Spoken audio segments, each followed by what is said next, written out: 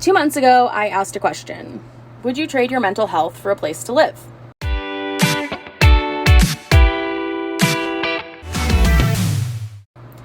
At the time, I was living in my car, working constantly, and still barely getting ahead.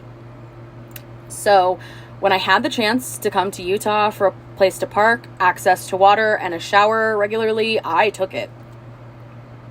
I have been here since the end of January, so it's been about 2 months. Get A Vow of Crown and Flame for just $5. Dive into this thrilling tale on Apple Books or Amazon. And I wanted to give an honest update on how things are actually going now that I'm here. The short and sweet version is that it's stable, but it's not easy. What I mean by that is I do have a job working in food service, and I'm not going to say where because it's a really small town and I do want to keep some privacy for safety reasons. But like most tourist towns, if you're unfamiliar, they don't pay a lot. We do get tips, but it depends on how busy it is, and right now it's not busy. This area runs on tourism with how close it is to a couple major national parks. So until the season really starts in April, there just isn't much money coming in. And that's honestly been the hardest part. I had to talk to my lawyer so they wouldn't take my car, because at the end of the day, that car has been my home. And if it doesn't work out here, I still need to be able to get out of here somehow. So I have to have my car.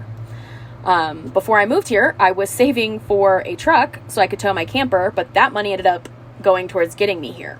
So now I'm kind of stuck in between because my camper is still in storage in Nebraska, and I either need a truck to go get it or the money to have it shipped. And I've looked into it, and both options are expensive. So the current plan is to try and make that happen around September with the, when the mountain passes won't have as much snow.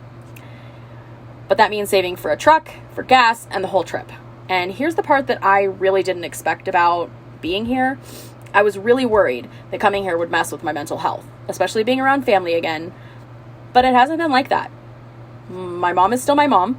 My brother is still my brother. But we all live separately, so I only see them in small doses.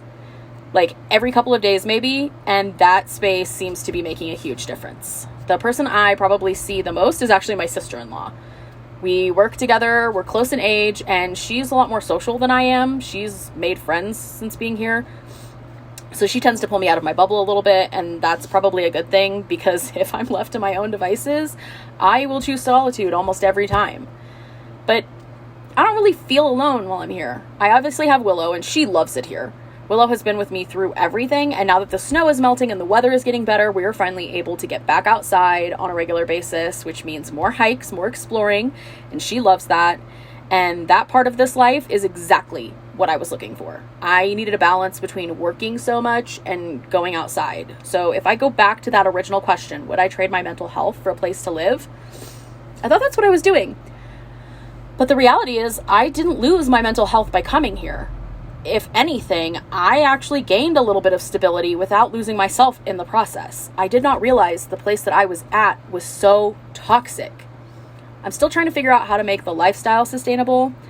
I've been working, I've been writing and creating and trying to build something that's going to help sustain me long term. I've been sharing more of my writing and even my art, like my art cards, which are available on my Buy Me a Coffee for anyone who wants to support what I'm building. That link is in the description. There's no pressure at all, but it does help keep me going. So right now I'm in this in-between space. I'm not where I was, and I'm not where I want to be yet, but I am moving in the right direction, and for now, that's enough.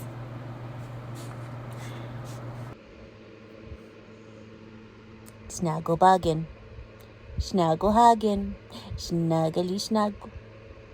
And now, a reading from my next book.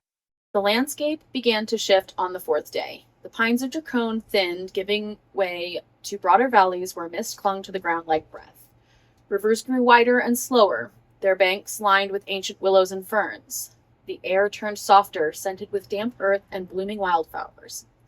Silvera's ancient forests closed in, towering oaks and elms whose canopies filtered sunlight into green gold shafts, roots twisting across the road like living bridges. Misty valleys unfolded on either side, rivers glinting through fog, distant hills rising in soft, rounded silhouettes. The coast was never far. Sometimes the wind carried the faint salt tang of the azure sea. By the 6th morning, they reached the border. a low stone marker half overgrown with ivy flanked by twin sentinel trees. The road narrowed here, winding deeper into the woods toward Lathreel. Captain Hale reined in, turning to Bianca. The guards fanned out instinctively, hands near hilts. Violet halted beside the horse, ears pricked. Hale studied her face. "We're at the edge of the Silveran lands, Princess. You've never been this far from the castle. If you wanted to turn back, no one would call it cowardice. Not after everything." Bianca looked down the shadowed path, then at Violet. The dragon's gold eyes met hers, steady and calm. "No going back," she said softly in her mind. "You were chosen. You spoke with the red-black one. The visions pull you forward. We finish this." Bianca exhaled, squaring her shoulders. "You might not think less of me, Captain," she said. "But I would. I was chosen by a dragon. I've spoken with the second, and I believe the third is guiding me through dreams. There is no turning back from that." Hale nodded once, respect clear in his eyes. "Then we march forth, whatever comes."